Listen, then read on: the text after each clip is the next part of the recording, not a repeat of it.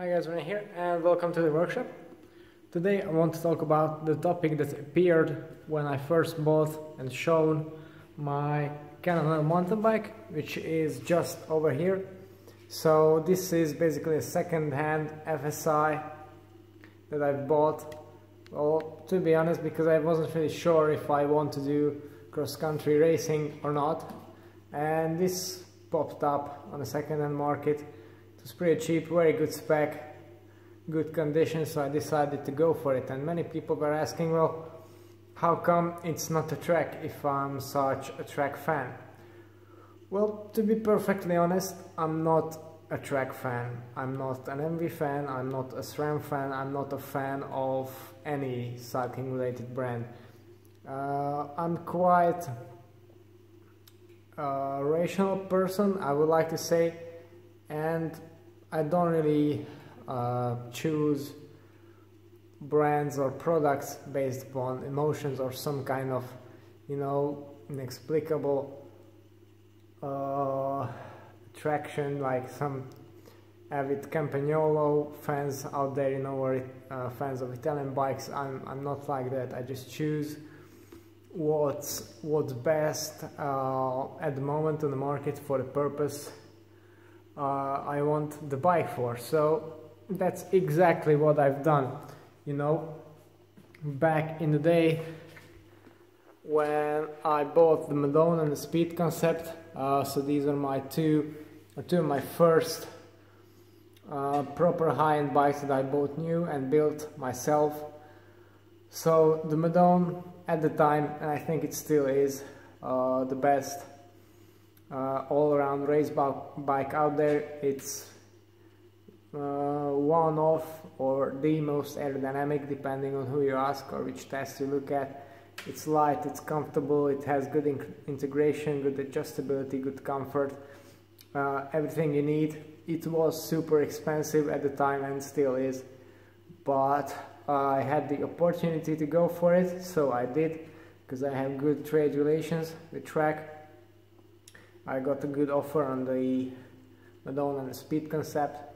As for the Speed Concept, there are many good alternatives out there, but I just wanted my equipment to match, and even if you look at it price-wise, I mentioned this earlier, the new 2018 Speed Concept, very good in terms of price and still very competitive in terms of features.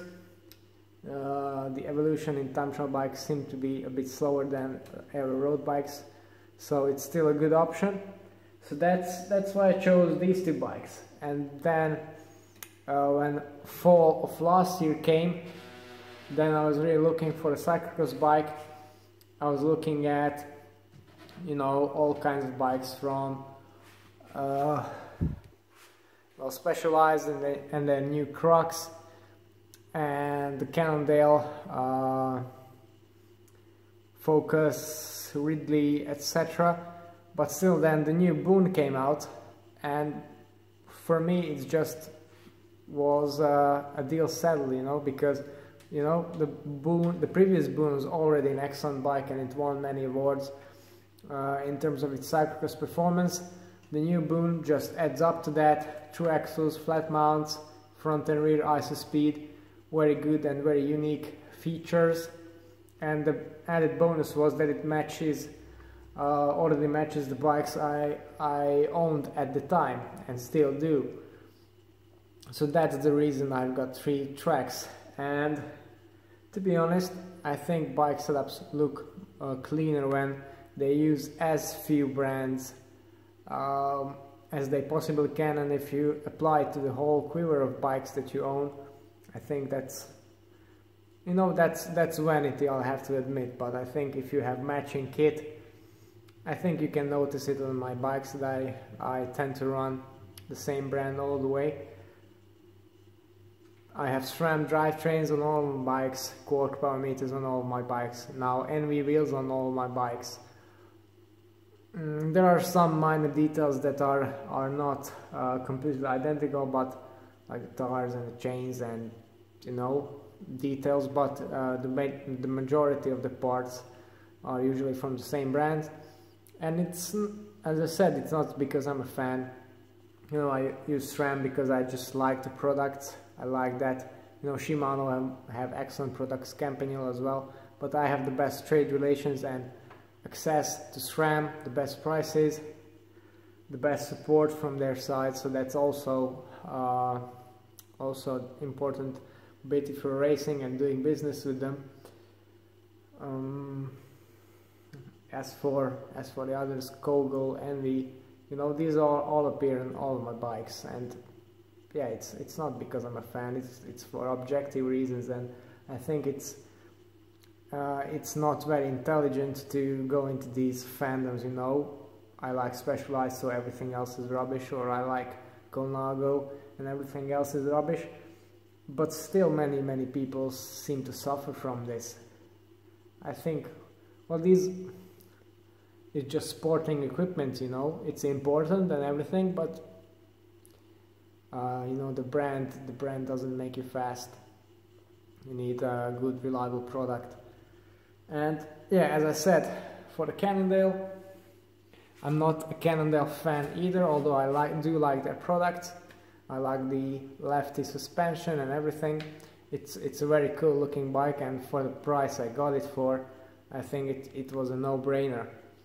Although if you're watching this, I also have to tell you that for my next race I'm planning to build a full suspension bike. So if you'd like to know more about that, then stay tuned, of course, if you're into that sort of stuff. I've also began gluing my brand new cyclocross tubular wheel set. So that's over here right now with the first layer applied. There's been a request a bit earlier on for me to show how I do glue these tubulars.